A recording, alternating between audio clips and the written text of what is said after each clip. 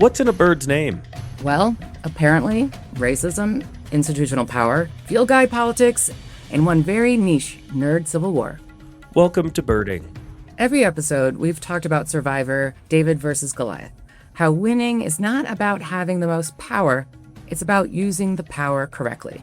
David didn't just win by being stronger, he won by changing the terms of the fight. And today, we've got something that feels like a David story, but we're not sure if David has picked up the sling yet. We're going to break down a potential campaign that has a lot of moral clarity, and we're going to figure out whether it can build any power and get anything done. Welcome to Outwit, Outplay, Outorganize. I'm Tykee James. And I'm Claire Douglas. And today, we're doing something a little different. This is a little field trip. We're leaving the island. But not the strategy. Instead of breaking down a full Survivor episode, we're diving into a documentary I was a part of called Bird Names, and a broader effort called Bird Names for Birds. And when you first told me the word about the bird documentary, we were not planning to turn it into a campaign breakdown. Nope, we were initially thinking it's just to talk about birds. Rookie mistake. Then you started asking some really important questions. Because I just can't help myself. And through those important questions, we realized this actually could be a really good case study. That's right, because it has clear values, strong identity, a compelling story, and a lot of open questions about strategy, targets, urgency, and power. So today, we're treating this like a live strategy coaching session.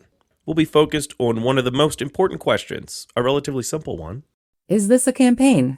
Or just a really compelling issue. Because a lot of work out there has strong values, strong storytelling, and a real moral urgency, but no path to power.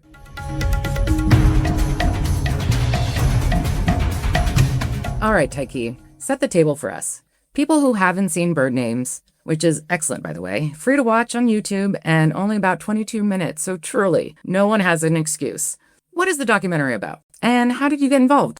Thank you. This documentary was produced by Earth Tones, a really amazing sister-led production company that's doing amazing work to amplify diverse voices in nature. They brought me in because they wanted a birder's perspective, not just the scientific history, but what these names mean to people who are seeing these birds in their local parks. And for people who don't know this world, there are famous birders. And apparently, Tykee is one of them. I'm a very big deal in a very, very, very, very small niche. And I'm only known because of the people I've gotten to work with and the amplifying that I've done of the great work they're doing. Modest, famous birder. I got it. But the documentary looks at the question of bird names, specifically about 150 that are named after people, and what those communicate about history, power, and belonging. And the effort connected to this is called Bird Names for Birds. Right. I first became familiar with Bird Names for Birds around 2020 from their Instagram and their website by the same name, when they were pushing the American Ornithological Society to change English bird names that honor people instead of describing birds. Bird Names for Birds is exactly what it sounds like. They want bird names for birds. What a mind-boggling concept. Not human name for birds. But not ego names for birds. Not weird, nonsensible names for birds. Exactly. Bird names for birds. Got it.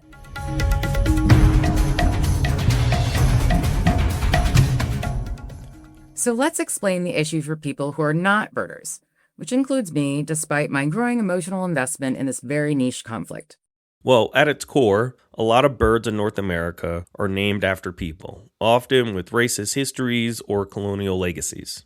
Okay, let me guess. White men. Frequently, yes. Shocking development knowing this country and our history. But there are really two problems. First is the most obvious. These names honor people who advanced racism or were part of systems that harmed Black and Indigenous communities. So the name is preserving that legacy. Precisely.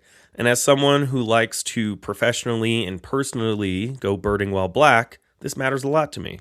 Some of these birds are named after people who, if they saw me birding today, would be rolling in their graves. And I know it's just a name, but the name says something about the kind of people this whole thing was built to honor and for who it was not built to imagine. And that's the personal stake. And the second problem is that some of these names just aren't helpful. As a non-expert, I have to wonder about that. When I hear a bird name that's just some person's name, I'm like, am I supposed to know who that is? Is it a scientist? Is it someone's friend? Is it that bird's landlord? My thoughts exactly. A name like Townsend's warbler tells you something about Townsend. It doesn't tell you what the bird does, what it's like, where it lives, or even what it sounds like. So instead of telling us about the bird, the names tell us who had access or authority to name those birds? Absolutely. And that's very different from naming traditions where the name describes the bird, its behavior, habitat, sound, or appearance. In some indigenous naming systems, for example, the name tells you what the bird actually does in the world. And there's a great example of it in the documentary, by the way. That actually makes a ton of sense to do it that way. Okay, so the values being challenged here are inclusion, accuracy, accessibility, honesty, and usefulness, right? Yeah. Bird names should help people know birds. They should not require you to memorize a museum of old white men. There are other ways we can remember them.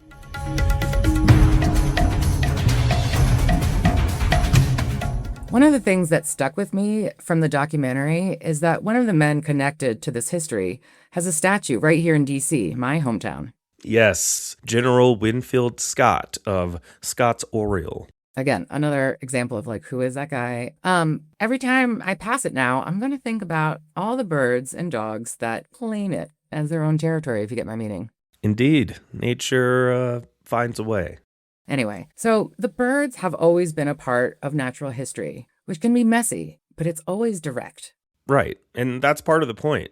These names are like monuments. They tell us who is considered important enough to remember. And who has to inherit those names if you're a new birder? And we're just expected to accept them as if it's natural, it's normal, it's objective to just have these names. Indeed, a bird name can seem small, but it's part of a much bigger system of recognition. And once you see it, you just can't unsee it.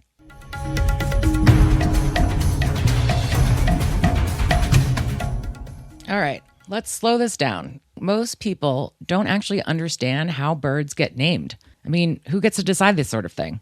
This is where power really shows up. This is invisible academic power.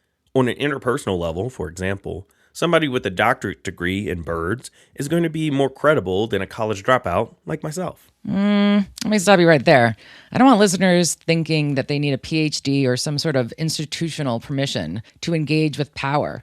Some of the best organizers I've ever worked with never went to college because strategy is not bestowed upon you by academics and their rigor. Well, thank you. Very well taken. I provide that context because I'm not speaking from inside the academic institutions we're referencing.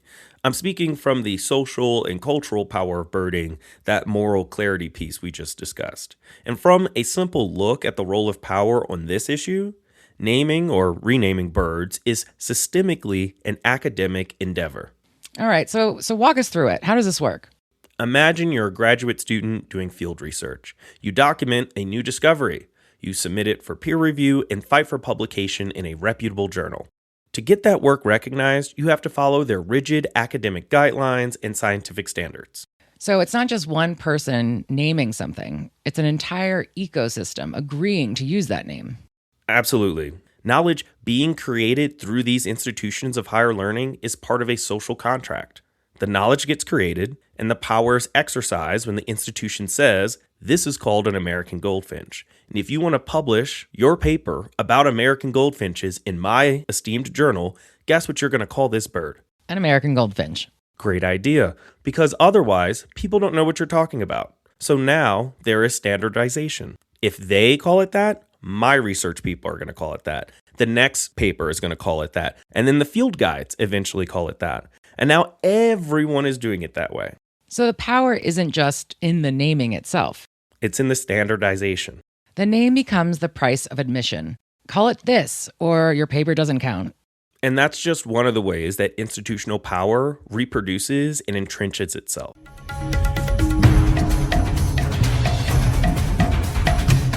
Dear listener, believe it or not, you don't need any power to name birds. Birds are also named whatever people call them whenever they see them.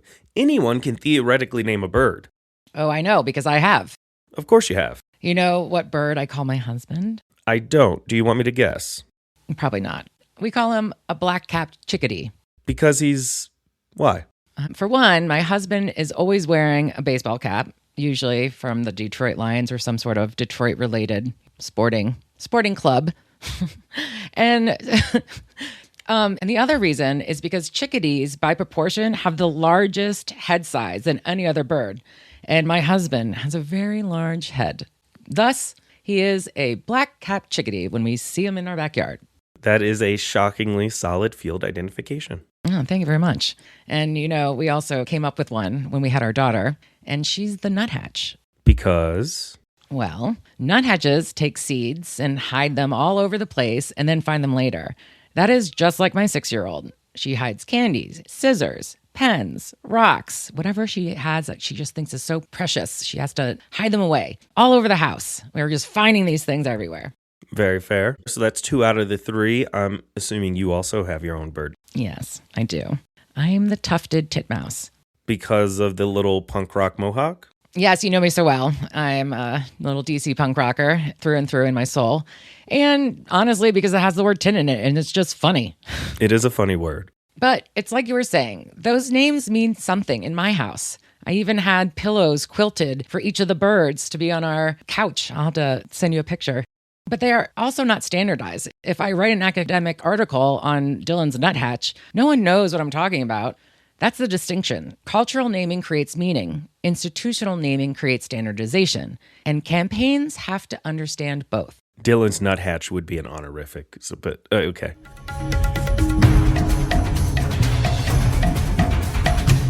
So this is where I think the strategy question gets interesting, because now we're not just talking about values versus systems. We're talking about how systems are shaped by power. Right. And this may sound like a nerd civil war, and honestly, it kind of is. But underneath, it is a real fight about who gets to decide what knowledge counts. What we're seeing is a conflict between institutional power and cultural power. And for our listeners, can you just define both of those terms? Happily. Institutional power can be represented by the scientists with tremendous expertise, the academic journals, the committees, and the alliances of institutions like the American Ornithological Society. They are the biggest player in control of naming conventions, publishing papers, and setting the standards. Now bring us to the cultural power. Cultural power is woven into the very fabric of society. The birders, storytellers, photographers, authors and artists, people on social media, and even the regular people introducing their kids and neighbors to regular birds, realizing some of these names ain't so regular. So institutional power says, we've always done it this way. And cultural power says, if we know better, shouldn't we do better? And birders have more cultural power than people think. They're quite an interesting type of people. They're publicly weird in a way that creates curiosity. We're out in public doing things that make people want to share in the wonder and look up in the trees with us. And I now notice in the reality shows that there are so many bird B-rolls.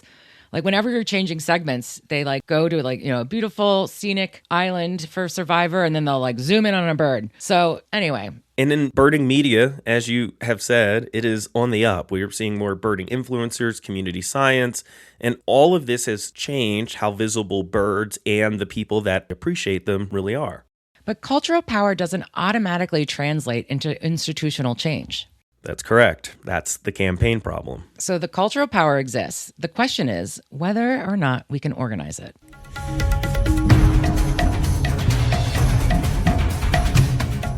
And then there's inertia. When a system operates in a certain way, it often takes a lot to disrupt that and to get people to want to go through the effort of changing it. Yeah. People love to say, well, we've always done it this way. But in this case, that's not actually true. Bird names change all the time. Scientific names change. Their common names change. They just change under different conditions over time and not a whole bunch at once. That's such an important insight because tradition is often just power protecting itself. The system is not actually unchangeable. It just has preferred reasons for changing. And preferred people who get to decide when that change is legitimate. And if you've been a client or worked with me, you will have heard me say, it is really, really important. As soon as someone says, oh, that's how we've always done it, I zoom in on it And I'm like, explain to me that. Why? Why have you done it that way? What has been the result? Is there another way? How else can we get there? You have to kick the tires on everything and all of our assumptions, because the first step of actually creating change is being able to reimagine the world we want to make.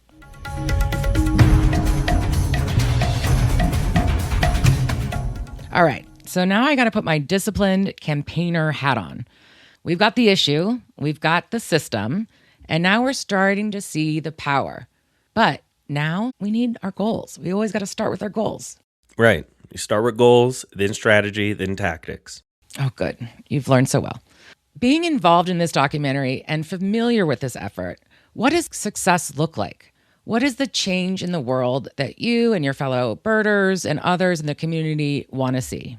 So, on the topic of goals, the obvious one that rises to the top is change the bird names. Is that the goal or is that the vision? Because changing the bird names could mean a lot of things to a lot of different people. Are we talking about all bird names, some bird names, a policy, a process, a standard? Let me rethink. The clearest short-term goal is changing the roughly 150 North American bird names with an apostrophe S, also called eponyms or honorifics. Okay, so names like Townsend's warbler, where the bird is directly named after a person. Is that that's the starting point? Exactly. If you had a list of North American bird names on a spreadsheet, all you have to do is Control F and look for that apostrophe S, and you get roughly 150 names.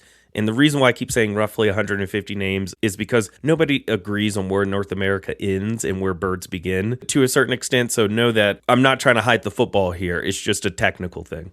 Oh, God. Now we're going to have to talk about flyways and naming them by that. But yes, I see your point. That is helpful. And I got to love it when a campaign is born out of an Excel spreadsheet. It's just my favorite. Yes, and I actually worked with the American Ornithological Society's Committee on English Bird Names, where we formalized a recommendation that those apostrophe S birds be prioritized in bird names being changed.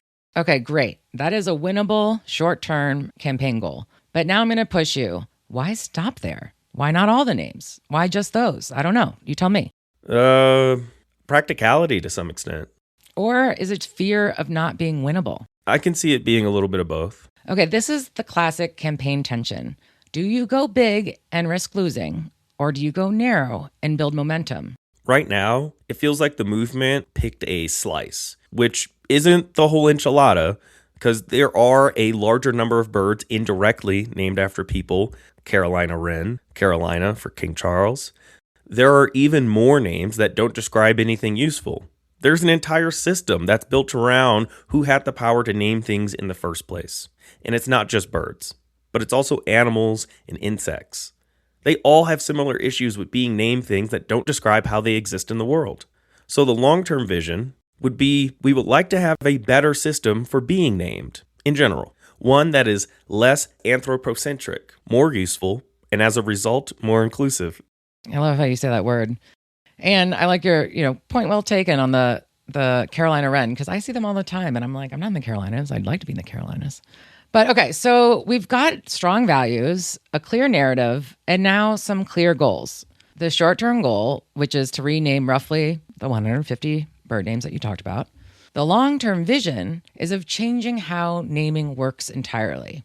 But it seems like the connection between those two is not yet well-defined or understood.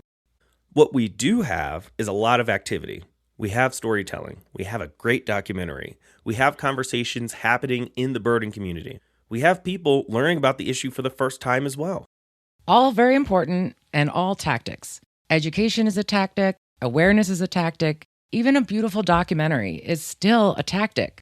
So the real question becomes, how does all of this work and this effort and these things that you're doing, all this energy, this storytelling, this cultural momentum translate into something that can actually compel a decision maker to do something they otherwise wouldn't do? Because until that bridge is built, you're not running a campaign. And without a strategy, without a target, those tactics we mentioned before, they don't add up to power. So right now, this is a really good issue? I'm afraid that's correct. But it's promising. It has the ingredients. We just have to turn the ingredients into a recipe. A bird campaign mise en place, if you will. That's exactly right. And when we work with partners at New Fundamentals, this is often the first move. Before tactics, we map the goal, the target, the power, and the path. Otherwise, people burn 6 months doing something that feels satisfying and changes absolutely nothing. So wait, we're not jumping straight to a petition? Nope. That would be tactics coming first and not last. Will me and my 20 Twitter followers feel attacked? And you should, but very, very lovingly, because we have to learn from our mistakes. You guess, test, and you revise.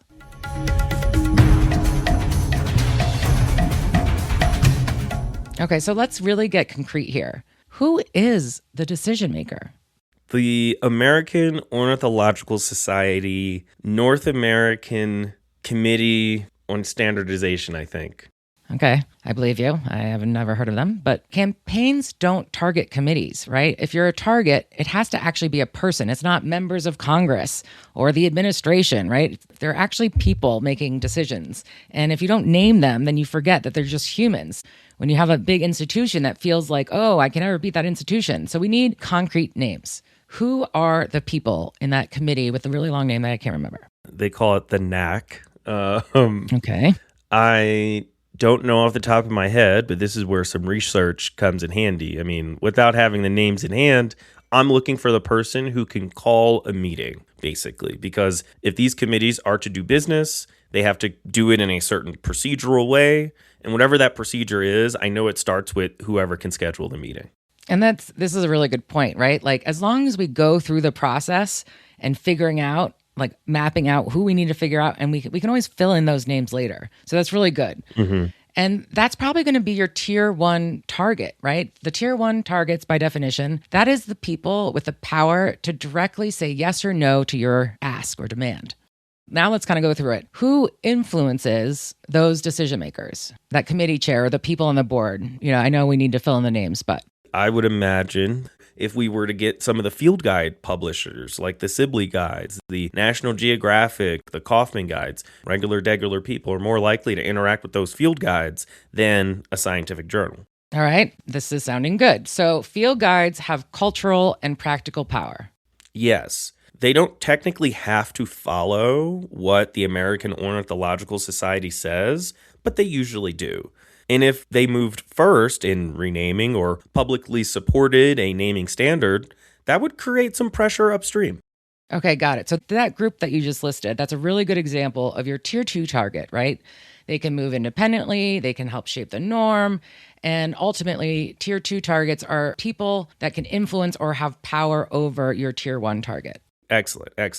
Well, then following that, I would say tier 3 would be cultural leaders, like the actual author of those books, respected birders. Like yourself? Well, thank you. The birding festivals, the community science platforms, and those type of leaders, organizations that the American Ornithological Society listens to or wants to be seen as being aligned with. Okay, so the power map looks like this. Your tier 1 is the NAC. Those are the decision makers. Your tier 2 targets are the field guide, publishers and institutions that help shape those norms. And you might have more tier 2 targets once we do our research and flesh it out, but just so our listeners can follow along. And our tier 3 targets are those cultural leaders, the birding influencers, authors, organized birders, and people like me who can just help move the conversation along. So now we're not just talking about values, we're talking about leverage. Now we're cooking. Now we're birding with gas. Or wind or electric. Or solar. I know, right?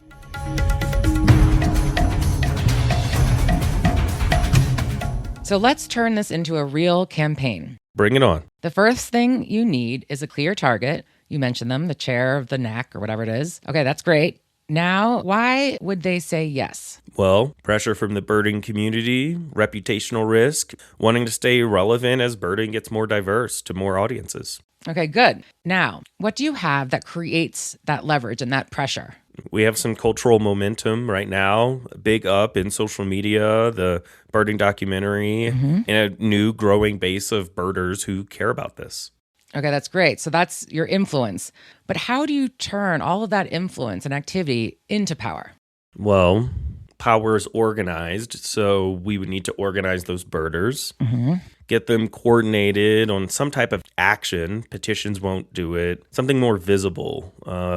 Maybe from respected figures in the birding community, some of those tier 2 targets or institutions that AOS actually listens to. And the petition in and of itself, but it could still be a tactic to recruit more people to be organized. So I didn't mean to poo-poo on the petition idea earlier. Now you're kind of thinking about building a strategy. And let's turn this into a sentence of like, how is it that we're going to win?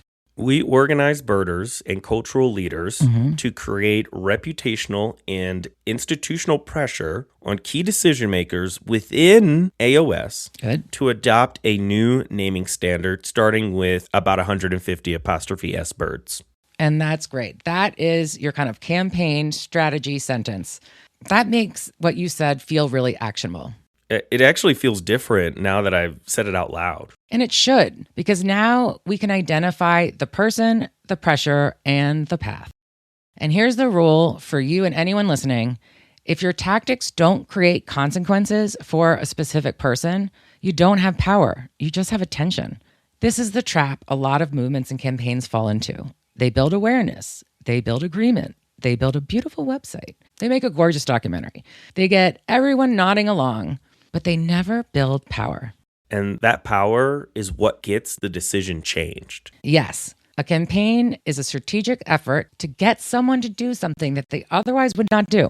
Influence is people agreeing with you. Power is people acting because of you. Decision makers can agree with you and still say no. That is why your campaign exists in the first place, to get them to say yes.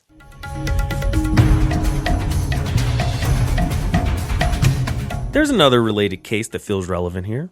All right, let's hear it. The National Audubon Society. It's a nonprofit environmental organization dedicated to the conservation of birds and their habitats. And it's named after John James Audubon, a man who enslaved my ancestors and opposed emancipation and lied about birds that he painted and stole art from other people and he was a plagiarist, So not a good person all around. Not great. There was a concerted effort to get the organization to change its name. The pressure was applied in a lot of different ways, and some local chapters did change their own names. I was the president of the DC Audubon Society and helped lead the change to the DC Bird Alliance. Oh, I didn't know that. Okay, so the national organization did not, I take it. That is correct. And from my perspective, as humble as it is, it wasn't that the people were pushing for change were out-organized or outwitted. They felt like they were outmoneyed, outpowered by the will of the few. And that is a brutal lesson. There are many voices calling for change. There is a moral argument. There was cultural pressure, but it did not automatically overcome the internal power dynamics at National Audubon Society. And this is why organized people, organized money, and organized information all matter. If the donor class has more power over the institution than the people calling for change, then a people-only strategy might not be enough. So you have to organize the people who can organize the money? That's exactly right. And you have to organize the information. What does the institution say its values are? Where is the contradiction? Who is accountable? What are the reputational costs of inaction? What are the financial costs? What are the governance costs, right? We got to think through all of these different things to see where we might find our slingshot. That makes it more than a moral argument. Yes, and moral arguments, don't get me wrong, they matter. But moral clarity is not a strategy.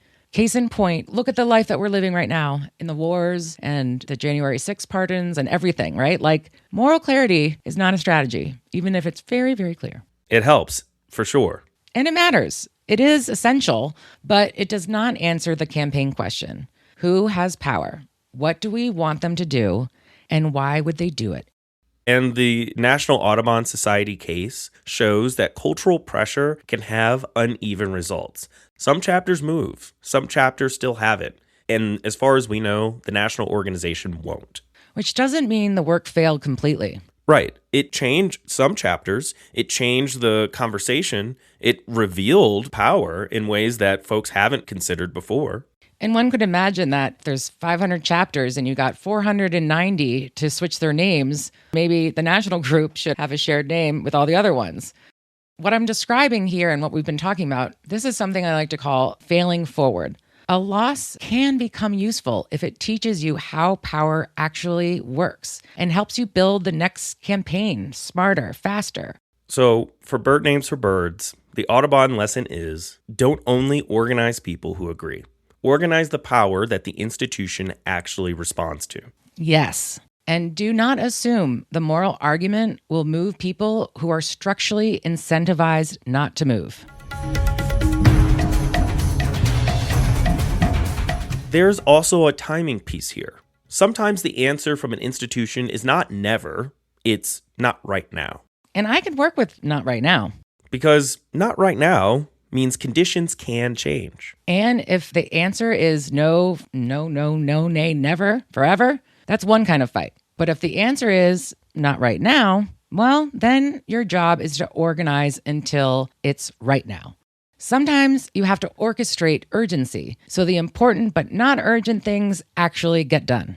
Because this issue has been around for years, decades, centuries. Of course, people have questioned naming systems before. The question is whether the campaign can create enough urgency, legitimacy, and pressure to force the decision to happen right now. Because urgency, it's not just a feeling, it's a strategic condition. You create it by clarifying the problem, identifying the target, organizing the people and the institutions that matter, and making inaction very costly.